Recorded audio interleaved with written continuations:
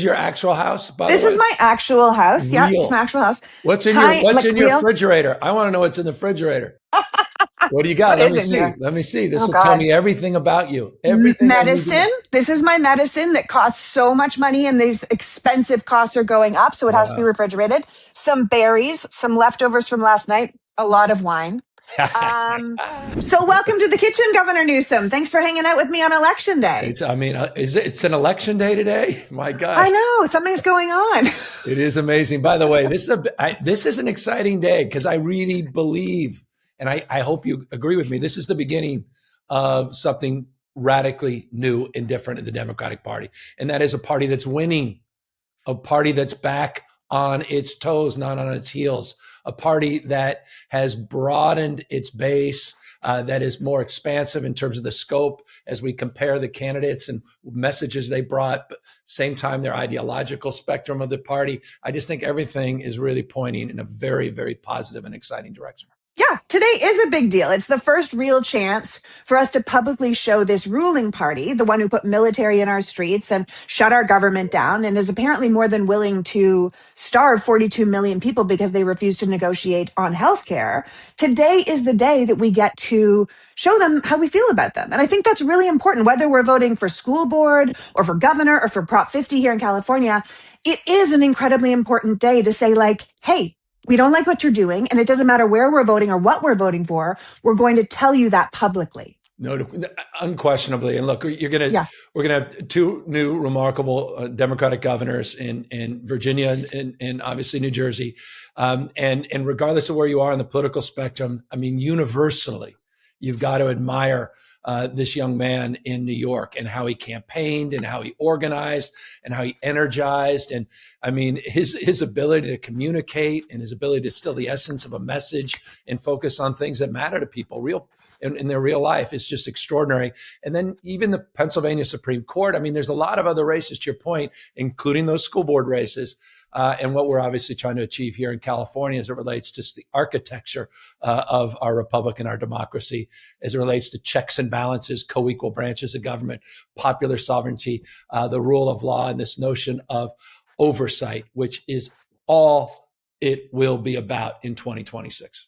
I mean, I think people forget how much power they actually have. I think we have over 50,000 elections actually happening today. The big ones get all the attention, but everyone in this country actually has the right to have their voice heard today. It doesn't matter what state they're in. It doesn't matter what district they're in. They can have their voice heard today. And I hope that they really are, because today is kind of a day we could get our mojo back. You know, I keep picturing like how Stella got her groove back, where she's like throwing that match over and the car explodes behind her. And I think, yeah, that's kind of where I want to be right now. I want to be like, you know what? The Democrats aren't so lost. Look at us go. No, and I think, look, there's no substitute for winning. I mean, it's at the end of the day, I continue to believe this. And you talk about mojo. I love that word in the context of this moment, finding our groove, to Stella, the groove back.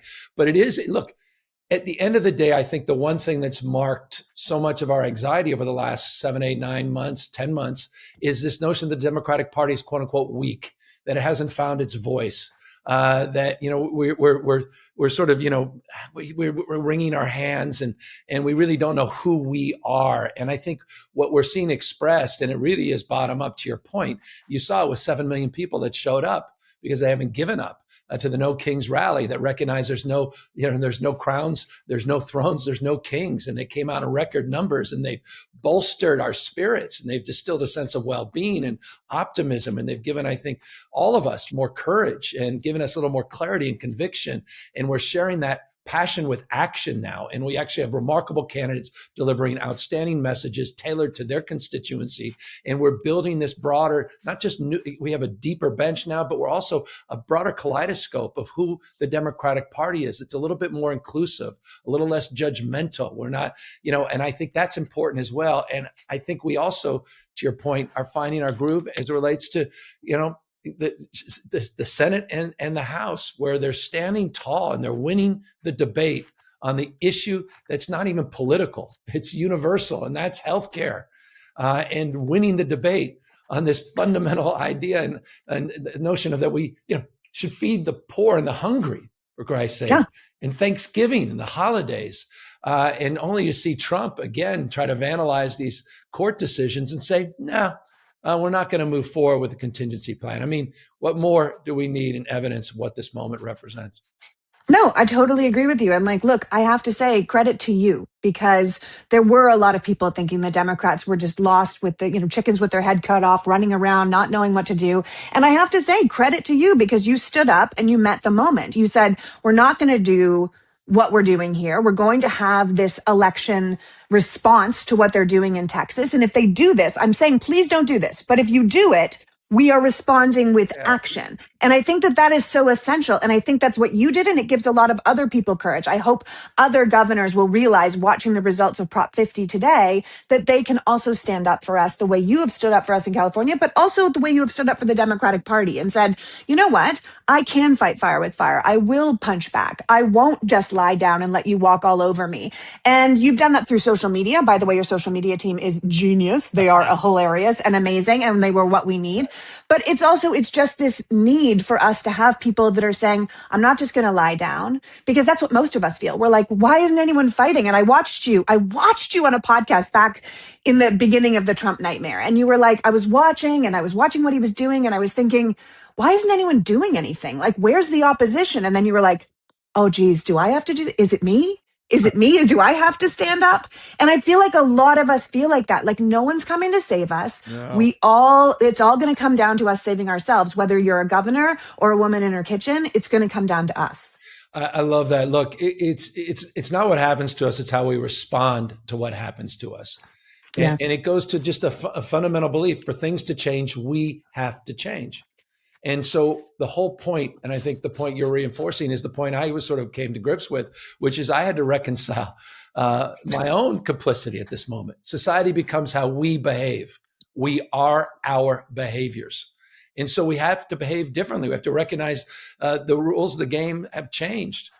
These guys aren't playing by the same set of rules. And that's what Prop 50 was all about. Election Rigging Response Act, responding to, as you suggest, to the actions by Trump, this unprecedented effort to rig the 2026 election before one single vote is even cast. And you see what's happening right now. And he's cast a shadow, not just, on this effort here in Prop 50, but on our democracy moving forward, because he's now casting a long net to Indiana with the special session, what they just did in Missouri and what they've done in North Carolina and what they're shortly going to be doing in Florida. So I hope it also wakens us up to the new rules of engagement, that this is a beginning of a process, that we have to be more clear and precise in terms of what we're up against, in terms of our communication, in terms of how we organize, and how we ultimately take action and control in the narrative. And so I hope to see redistricting take shape in Virginia. I hope to see it take shape, even if it's for 2020, beyond 2026 in New York. I hope to see it in Maryland. We hope to see something happen, Colorado, maybe in Illinois. I'm not trying to call out the leadership there. I'm just trying to call, I think, people to understand this moment and the dark clouds that are looming still with Trump and Trumpism. And by the way, forgive the long-windedness, but I don't know if you saw the Truth Social today that Trump just sent out about our efforts on Prop 50. I didn't see it. He just sent out and said, it's unconstitutional, Prop 50. It's rigged. And he's initiated criminal investigation through the Department of Justice. He's already claiming the outcome of Prop 50 is rigged. So this is, I keep saying it, eyes wide open to what is going on. This is literally the test case. This is a preview of 2026. And so while I'm optimistic and I share your passion in terms of of where we're going to be tonight and tomorrow and shape-shifting the narrative, there are dark clouds on the horizon. And so this is about direction and momentum, but there is no having made it. The real test is 2026. Without a doubt, 2026. But this is also a testing ground for 2026. I often say that Donald Trump is like a raptor at the fence in Jurassic Park. Like he's testing to see where the weaknesses are. And we've had a lot of weaknesses. And I think the thing is that one of the beauties of the election response rigging act that you've done with Prop 50 is that you have done it legally. You did it Yeah. through the legislature, Yeah. like they did in Texas, but you didn't stop there. You're doing it through the people as like it's our choice. We get to choose. They didn't get to choose in Texas. They didn't get to choose in Missouri. They won't choose in Oklahoma. That'll just be the Republican legislature telling the people what their districts are going to be. We get to choose, and it's a limited amount of time. Yeah, no, it's transparent, it's temporary, as you say, but it's democratic. It's the first maps.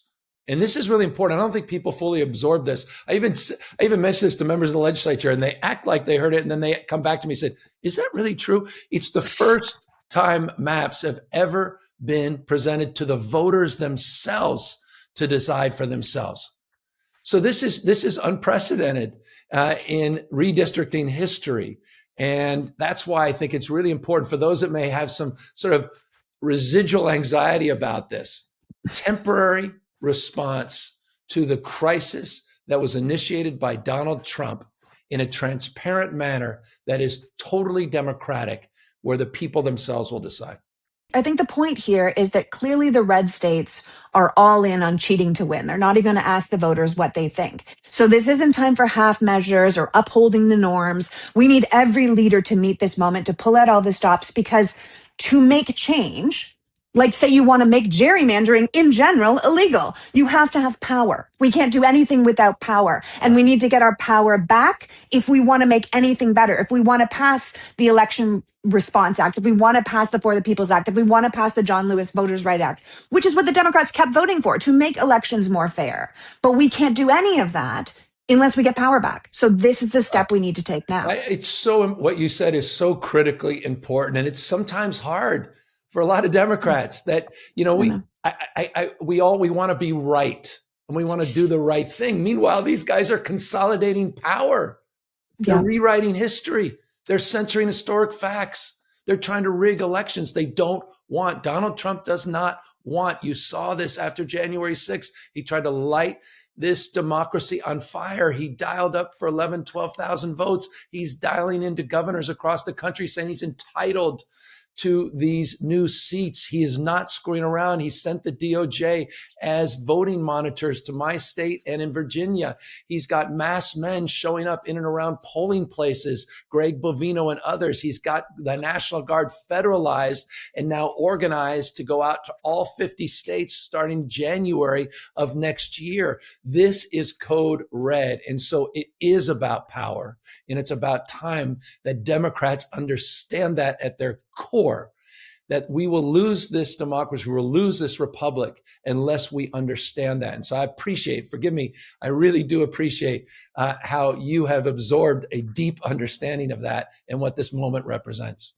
Yeah, I think, look, Democrats, it is infuriating to watch your own party, who have the better ideas, the better candidates, who stand up for more people, perpetually lose. And people are sick of losing. They want to win. Yeah. And we can't make any change for anybody, any marginalized group, anybody who's poor, any changes we want to make for voting rights or women's rights or civil rights. We cannot do that without power. So now is what we do. We grab the power. And I hope a lot of elections today, a hell of a lot of elections today, go our way, because I think it'll give people the kind of confidence who know that what's happening around the country is wrong, who know that we shouldn't be building ballrooms and indiscriminately murdering people in the Caribbean and, destroying all of our relationships around the world. But they might not yet feel courageous enough to outwardly oppose this administration. And if they see the elections across the country going, just like we saw with the No Kings protest, it's way less Democrats being like, well, actually, the real story is, it's like no one wants to be, no one wants a hall monitor as their leaders, right? We want leaders as our leaders. Power has its own energy, right? And so I hope that really we show that we want to push back on what's happening right now, so that we get out in force, not just to oppose the Republicans and what they're doing right now with the closing of the government and refusing to negotiate from our healthcare. By the way, my premiums, they're going up to $4,300 a month. A month, yeah. My premiums. And I'm just one family in America. Yeah. So that's inexcusable for any government not to negotiate on that. But then to come out in force in the 26 midterms to say, look what they did in 25. What can we do in 26? Even if these wannabe, bovinos are out here trying to stop us, look what we can do. I love that. Look, I mean, you just summed it up. And that's the opportunity. As we start to find our sea legs again, as we start to find, as you suggest, our mojo, and the Democratic Party is back on its toes, not again its heels, and we really start to absorb what just happened tonight and what can happen in 2026, that we start defining the terms of the engagement as well, that we start shape shifting and not be shape shifted, meaning we're not on the receiving end of Donald Trump's narrative or Fox News's narrative or these other narratives coming from the surround sound right wing media, and that we can build on the message of affordability. We could build on the message that in order to save our democracy, we need to democratize our economy. It's not just about growth. It's also about inclusion. And it's about the fact we're all better off and we're all better off. Those fundamental values that I think are enduring, that are also universal. And so as we fight for our democracy, we talk about why our democracy matters. It's not some intellectual construct. It is about the kitchen table. It is about who we are and what we aspire to be. And so that's the exciting part of 2026.